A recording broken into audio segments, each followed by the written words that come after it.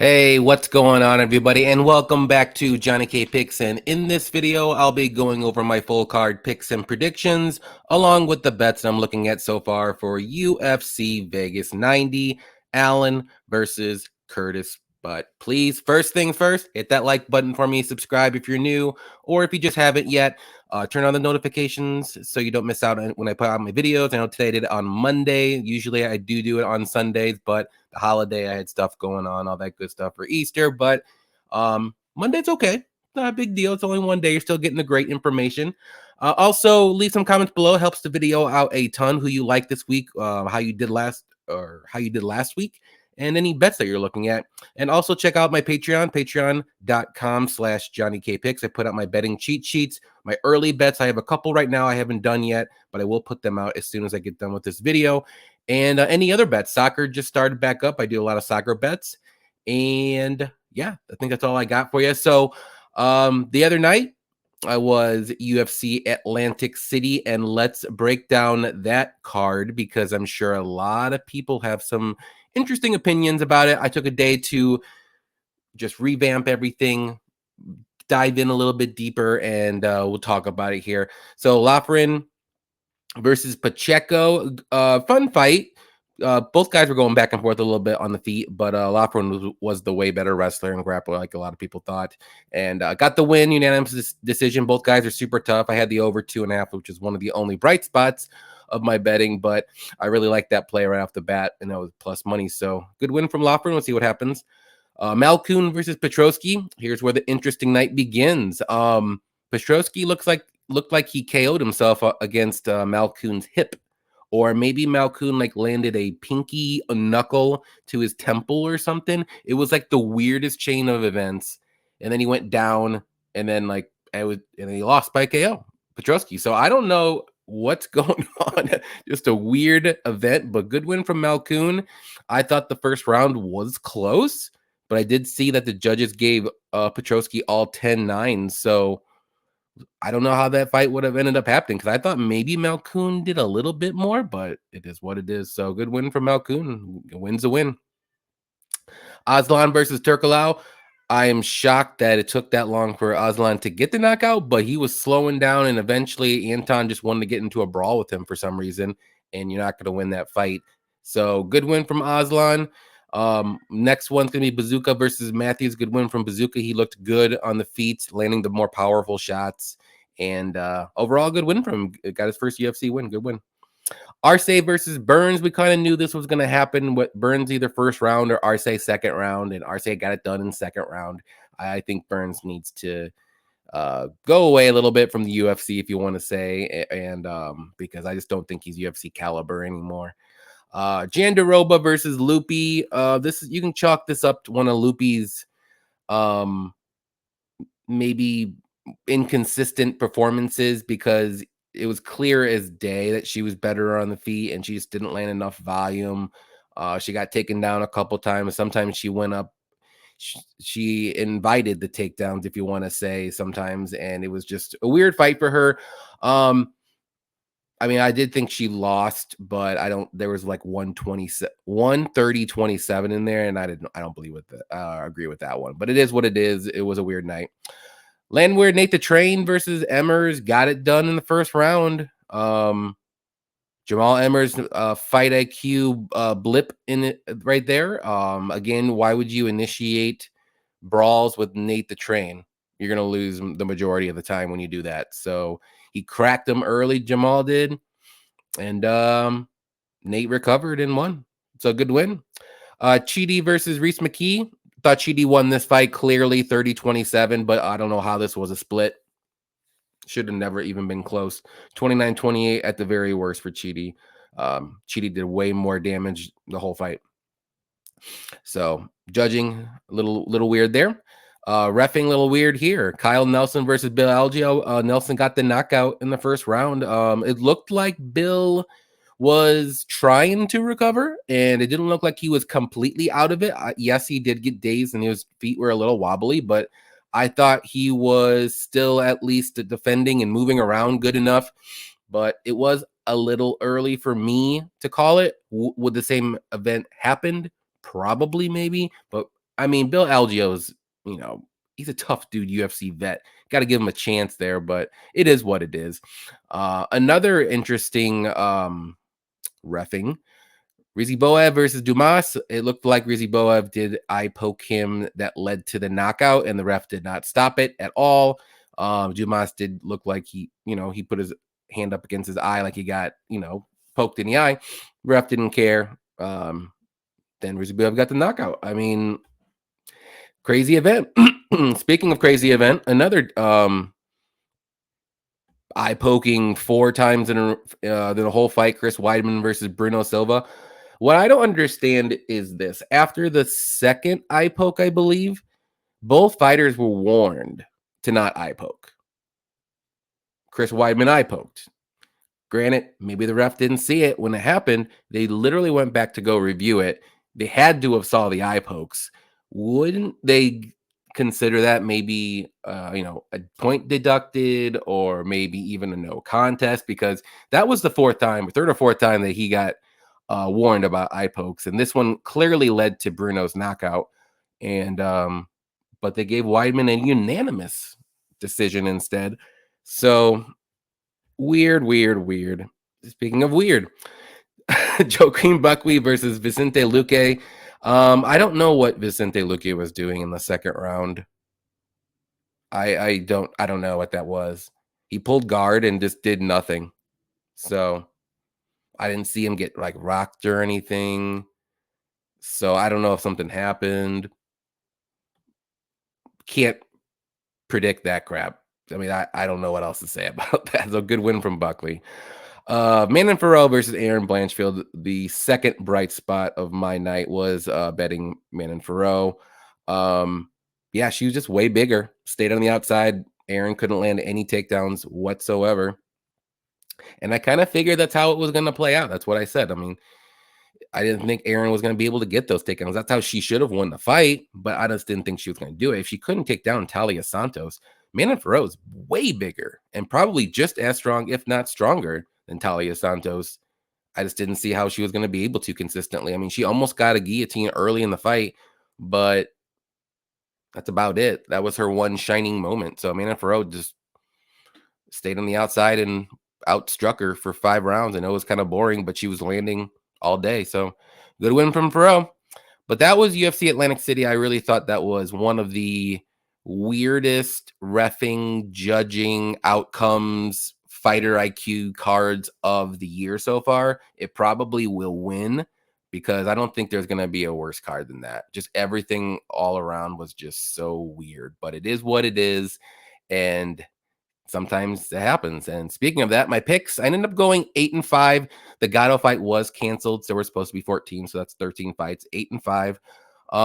Like I said, with my bets, I had a lot of bets because I actually liked a lot, and I lost a lot. So I ended up losing minus 6.3 units. Like I said, my bright spots were the first fight of the night, the over 2.5, and the last fight of the night. I had Manon Farrell at plus 170. It is what it is. I'm on a little cold streak. I will say that. Probably going to keep it small. I'm only going to maybe do like 5 bets for this one. I don't feel super comfortable with this card, but we'll get right into it, and I'll show you why. UFC Vegas, 90. Allen versus Curtis, 13 fights here. Let's go down. Few things here and there changed around. So first fight we got is going to be Melissa Mullins, which I believe was Melissa Dixon at one point, versus Nora Cornolle. So Mullins is well-rounded. She's got good striking. She's got good power on the feet. She does stay at range pretty well. She's got good takedowns and good grappling, good ground and pound when she does get on top. She can be a little hittable on the feet, though. That's the one little worrisome. She did get rocked in her last fight against Arena, but she was able to survive and get the fight to the mat and eventually get the win, or get the win by decision. Nora, though, good striker. She's got good power on her hands. She's got good elbows and good wrestling and grappling. She's very aggressive, always pushes forwards looking for the finish, but her takedown defense is not good. She can get taken down by Jocelyn Edwards. You're going to get taken down by many people. But she does have a lot of finishes on her record. I know her last fight went to decision, very close decision. I actually kind of thought maybe Edwards won that fight, but it is what it is. But I'm going to go with Mullins here. I think she's more well-rounded. I think she can get this fight to the mat, work her ground and pound, and win just basically the minutes that way. I don't think there's going to be a finish in this fight. If there is, it might be on the Nora side with a knockout. Because like I said, Mullins is a little hittable. She did get rocked in her last fight, but I think she's very still durable. And I think she'll get this one done by decision. Next one's going to be Dylan Budka versus Cesar Almeida. Budka is making his UFC debut. This is kind of on short notice. Almeida was supposed to fight somebody else, but he's a good grappler. He's got good takedowns and good wrestling.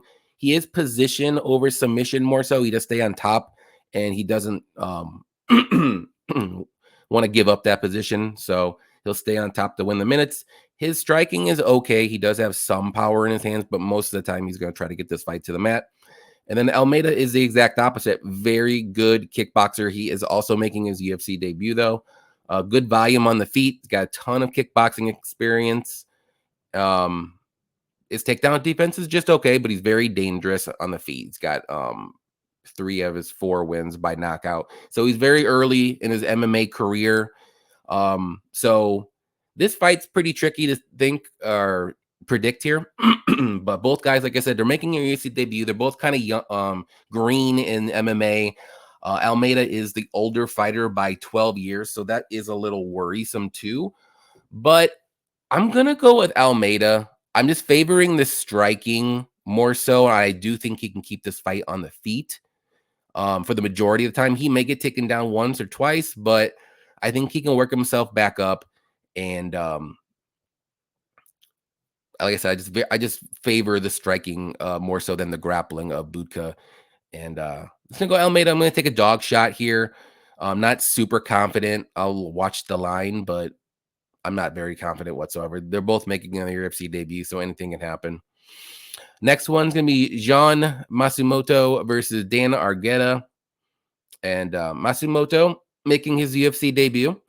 Well-rounded fighter. He's got good takedowns, good wrestling, solid grappling. His striking is pretty good too. And he's durable, but he can be very hittable on the feet. He gives out as much as he takes in. Let's put it that way. Dan Argueta, he's a very good wrestler and grappler. He likes to push forward. Good takedowns. He's durable. He's strong. He is a little hittable on the feet as well, and his striking isn't the most technical, but he is going to try to get you to the mat and outwork you for 3 rounds and grind you until you gas out in the 3rd round. He's a grinder. He's a dog. So this is going to be an interesting fight, but I'm just going to go with Argueta here, actually. I think I like the pace. I like his durability. I like his cardio. I think he may lose the 1st round, but I think as the fight goes on, you're going to see Matsumoto get a little bit more tired. I think he's not going to like the takedown after takedown after takedown and trying to stuff those takedowns. And I think Argueta is going to be able to win rounds 2 and 3. So give me the dog and Argueta. You can look at maybe some late props for him and maybe boost that underdog price. But I would say this fight does go to decision. But like I said, Dan Argueta round 3 decision prop might be a good look here because I do think he can break Matsumoto in the 3rd round too. So Argueta's the pick by decision. I think he just outworks him for 3 rounds and wins 29-28. Next fight, it's going to be Cynthia Calvillo versus Piera Rodriguez. And Calvillo, well-rounded UFC veteran. She's got good striking, good wrestling. She could be a little low volume at times and very hittable on the feet, though. Her takedown defense is pretty solid. And yeah, like I said, she's just good everywhere. I wouldn't say she's amazing. She's fought the better competition, but here's the thing. She's lost 5 in a row.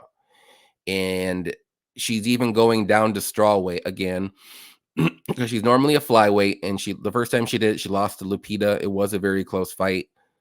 I will say that. But Lupita fights can be close. They're always close, let's be honest. And but this fight, this is going to be a close fight too, honestly. I can't fully trust either fighter, but I'm just going to go with the younger fighter here. I'm going to go with Rodriguez. I think she can land more volume on the feet. I don't think this fight's going to go to the mat. Rodriguez does have pretty decent takedown defense. Her striking is pretty good. Like I said, she's gonna have I think she's gonna have more power on the feet. She does push forward. She is tough and durable. And her loss to Jillian Robertson isn't so bad because Jillian's very good grappler, and Cynthia's not to that level. I think this fight will play out mainly on the feet, and if that's the case, I think it'll be close. But give me Rodriguez to win. Like I said, I think she'll just land the more impactful shots and just win a 29-28, very close, maybe split decision. But not going to bet this fight. The only bet that I would look at here is maybe the overs. Next one's going to be Haley Alateng versus Victor Hugo. And Alateng, solid striker, has some power in his hands. He can wrestle if he chooses, but he's not known to be the best wrestler. Kind of low volume, very hittable on the feet, though. And we saw in his last fight against Chris Gutierrez, he does not check leg kicks. So there you go. Hugo making his UFC debut. He was supposed to fight a little while ago, but I think someone pulled out maybe like 5 cards ago, but whatever. He's a well-rounded guy, very aggressive, very good grappling, very good submissions. His striking is pretty good. He has some power on the feet, loves to push forward. Like I said, super dangerous early, but as the fight does go on later in the rounds, he does slow down. He gets maybe a little sloppy, but he's always looking for the finish, especially early. And I like Hugo in this fight, mainly because he is more dangerous, and he does have the knockout power on the feet, and he's going to have the way better grappling advantage as well. And I think he can get this fight to the mat early too. So I know he's making his UFC debut, but he has a lot of wins and experience. He has fought some pretty good competition too. And we just seen Alateng, like he's not really all that great. I'm just gonna put it out there. I just don't think I see a lot of more red flags for on his side than Hugo. And I think Hugo's the better fighter and the more dangerous fighter. So at the line, don't mind it whatsoever, to be honest. The very close pick 'em. I think it's appropriate. I think it's a good line. So give me Hugo to win. I'm going to say by submission, and I'll say first round submission. Why not? I think he's going to get this fight to the mat. Next one's going to be Norma Dumont versus Jermaine Randamie. So Norma, well-rounded, solid striking, good boxing. Striking defense is pretty good too. She can wrestle and grapple if need be. She's got pretty good takedowns, but she mainly keeps the fight on the feet. Doesn't really have the biggest power in her hands, but she can crack. And she's just, she's good everywhere. I'll give her maybe above average, but she's just not amazing anywhere. Randamie, solid UFC veteran. She's coming back from a 3.5-year layoff, and she's 39 years old. That's really 2 big red flags. But if you watch some of her tape, though, she's fighting very good competition. She's fighting the cream of the crop. Let's not look at Aspen Ladd, but she's fighting Amanda Nunes and Holly Holm and all them. Very good kickboxer. She's got good power in her hands. She can be low volume though on the feet. She does have some pretty good grappling, but she's gonna probably keep the fight on the feet if possible. That's what she's known for. She is pretty big. She's gonna be a little bit bigger fighter here with a longer reach, but I got to go with Norma here. I just don't know what Randamie is going to look like. I know she is the underdog, and that's probably right. But if Randamie was, more active, and maybe she fought like a year ago, this line would probably be closer to a pick 'em, and I probably would end up picking Randamie. But I just think Norma is going to be able to just win the minutes here, especially maybe as the fight goes on. Maybe get some grappling going, maybe get some wrestling, get some takedowns. I think Randamie might look good early, but again, I just don't know what she's going to look like. She might be a little rusty. Who knows? So 3.5 years is tough to take a shot on a dog. But I normally bet Norma Dumont. I will say that, but I don't think I'm going to here. I'm just going to look at the overs as well. That's another good bet here too. So give me Norma Dumont to win by decision, but it wouldn't shock me whatsoever if Randamie comes out here and squeaks out two rounds and wins. Next one, Court McGee versus Alex Morono. And Court McGee, he's 39 years old as well, but he's got okay striking. He's got some power in his hands. He's got good wrestling. He is known to be very durable, but lately he's been getting KO'd, and that's a little worrisome. I think his chin may be a little dusty, but he can outwork you, out cardio you as the fight goes on. and if he gets that wrestling and grappling going.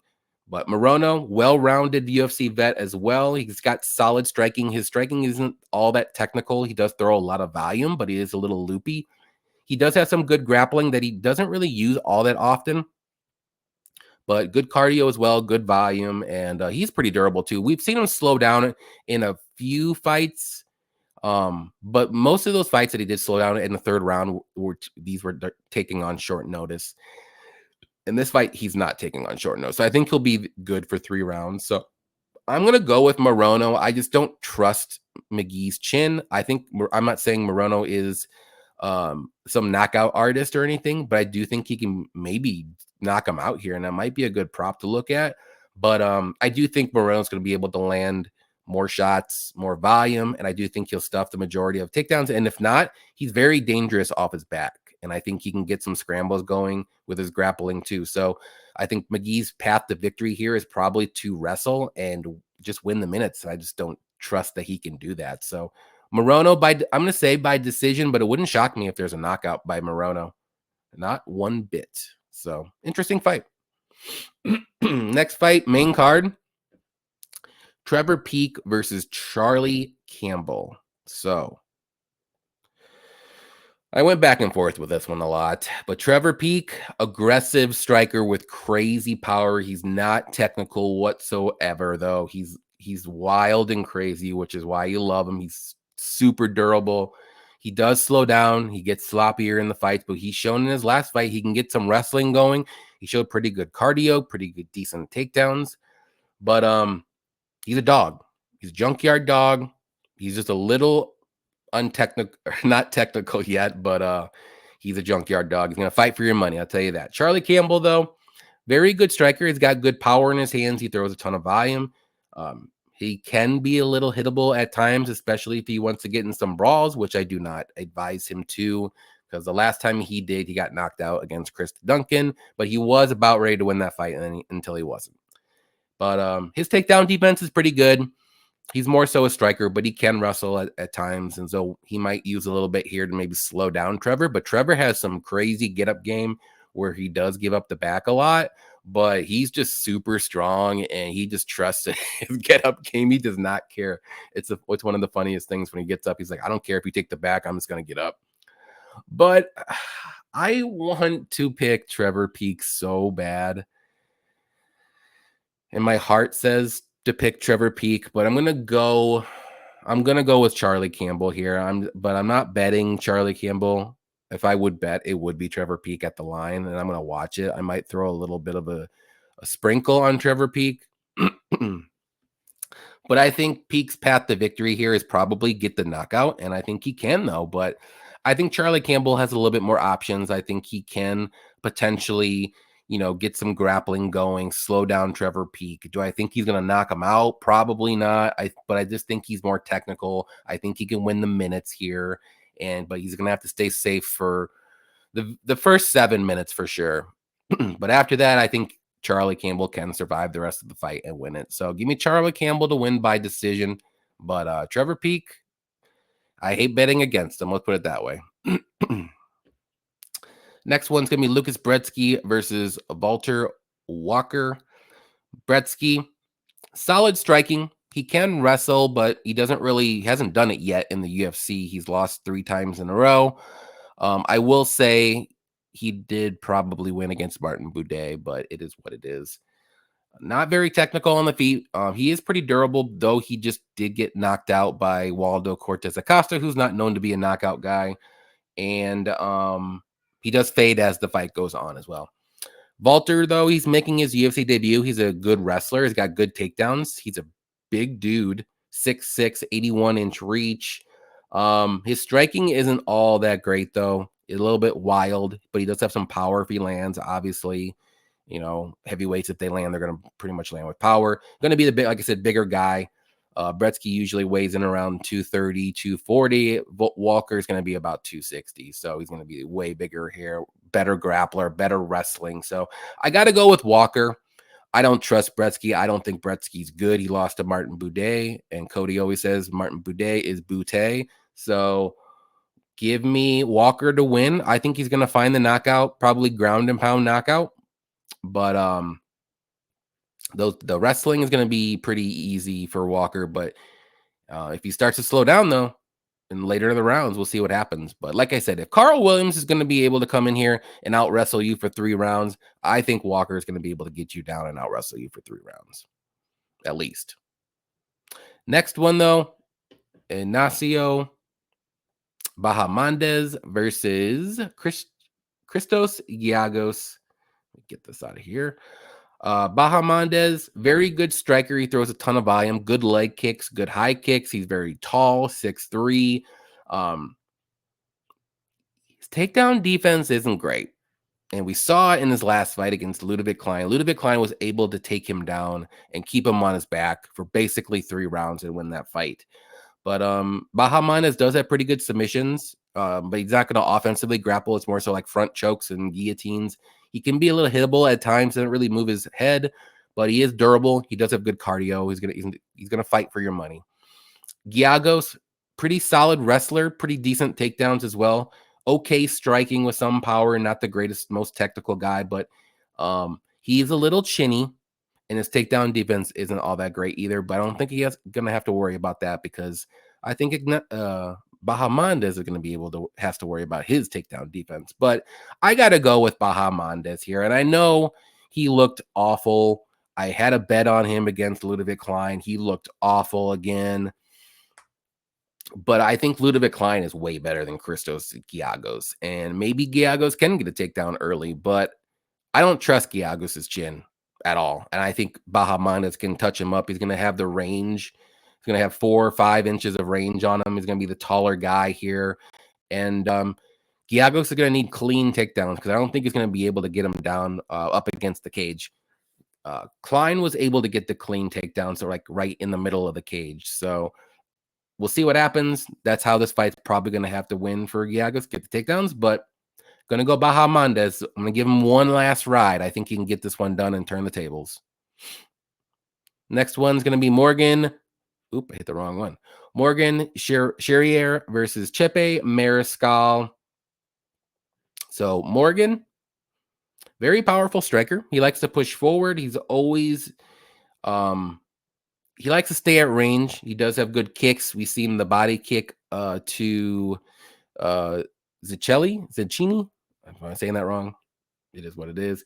But that was a good body kick. He doesn't really have a ground game. He is a striker, but he does have pretty decent takedown defense. He's good in the clinch. He's tough. He's durable too. Mariscal, he is taking this fight on somewhat short notice, but he is well-rounded. He's a dog. He's got good cardio. He's durable, good pressure. He does go for takedowns. He's not, like I said, he doesn't have the greatest takedowns, but he keeps going for them. He'll wear you down up against the cage. We saw that fight against Trevor Peek. He did a good job there on short notice too. He was able to survive his took some good shots too from Trevor Peek. Jack Jenkins, I mean, he was able to get the arm, the injury there and got the win. But so this is going to be a close fight. And I keep going back and forth with this one too. I think the more technical striker, obviously, is going to be Morgan. But Chepe is a little bit more well-rounded. I think he's durable enough to survive as well. And as the fight goes on, I think I do favor Chepe more so. But this is a tough one. I'm going to take a shot. I had 2 fights that I kept going back and forth with, and I said, I'm just going to make a pick randomly, and I still haven't done it for this one. Oh. Give me a Mariscal to win. I think it's going to be a close fight. I think Mariscal might get in trouble early, but I think as the fight goes on, I think he can wear on Morgan. I think he can grind him out to a decision. So give me Mariscal to win by decision. I do think he needs to mix in some wrestling. He's not going to be able to stay on the feet, but I think he can, though. So we've seen it. But, man, do I want to go with him? I'm going with him. Mariscal by decision. Not super confident, as you can tell. This is probably one of my least confident picks. Next one's going to be Alexander Hernandez versus Damon Jackson. So Hernandez, solid striking with good power in his hands. He does have some wrestling he can use, but he's very dangerous early. He can slow down as fight goes on, but he is durable. This will be his second fight or third fight, I can't remember, at featherweight, because he used to be at lightweight, and his cardio is looking better. I do think so. So we'll see what happens with him. Damon Jackson, though, very good wrestler, good grappler, good submissions. His striking is meh. He can be a little hittable on the feet. We've seen him get rocked a couple times. He did look good against Billy Q in the first round, but then he started to fade as the fight went on. And then he just had no answer for Dan Ige. And I'm going to go with Hernandez here. I think I'm not putting him to the same technical level as Dan Ige, but I do think Alexander's striking is good enough. I think he can stop the takedowns.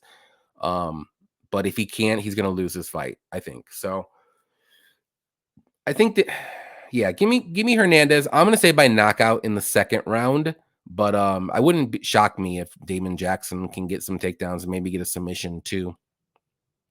So maybe look at the unders here, but give me Hernandez. I'm not super confident either, more so like a medium level pick, but this is a close one. This is a close, funky card again, so we'll see what happens. Like I said, I'm probably going to have like a few bets, not as much as I normally do. Next one for the main event, though, we're going to have Brendan Allen versus Chris Curtis. Allen's a well-rounded fighter. He's a better grappler, decent takedowns, good submissions. His striking is pretty good too. He can be hittable, but he does take the shots. He's durable. He's tough, and he like I said, I think he is a better grappler than anything. But Curtis, though, he's taking this fight on short notice as well. He's a solid striker with very good boxing. He's got very good counters. He has good body shots as well. He can be hittable at times, sometimes low volume as well, but he waits for the counters. Very good takedown shot or takedown defense. And this is going to be an interesting fight. They fought a while ago, and Chris Curtis was able to get the knockout. But since then, I think Brendan Allen's won every fight since then. Yeah, he's won every fight. I mean, some of these guys aren't great, but he's been on a roll here. The last loss was to Chris Curtis, but I think he's going to be able to get the revenge here. And I'm going to say he gets, I don't know. I want to say submission, but I don't know if he's going to be able to take down Chris Curtis. Chris Curtis, man, he's one of the toughest guys to take down. And so like it's just kind of making me rethink my pick here, because I don't think Allen's going to be able to knock him out. I mean, and then this is a 5-round fight. Do I think, Chris Curtis is going to be in there for 5 rounds? He might not look great, but he's got cardio for 5 rounds. Interesting. Give me Brendan Allen to win. I'll say by submission. Why not? Second round submission. Maybe he jumps the back somehow and gets the rear naked choke. I think he gets it done. He's on a roll, and not, like I said, not super confident in this pick either. I actually think Chris Curtis has a very good chance to win this fight, but I think since they fought recently, Brendan Allen has improved a lot, and Chris Curtis, we've seen him have some hit or miss performances. This was a very close fight against Andre Barreau, and I would think Brendan Allen would win that fight pretty clearly. So give me Brendan Allen to win. I'm going to say by a finish. Let's just go with submission. Why not? But all right, guys, that is it. All 13 fights for UFC Vegas 90. Thank you, everybody, for watching. And like I said, please hit that like button on your way out, subscribe, all that good stuff. Leave some comments. So our live shows for Defend Your Units with me and Cody from Blood Money MMA Bets are going to be on Wednesday, this Wednesday on my channel. And then if we're going to do one on Friday, we'll let you know then. I'm not 100% sure. I know we were talking about some things for this week, but yeah, this should be a fun card. And I would advise you guys to not bet too much on this one because this one is sketchy. So many UFC debutants, and I think a lot of these fights can go either way. But like I said, thank you for watching. We'll see what happens this week. Until next time, happy fight night.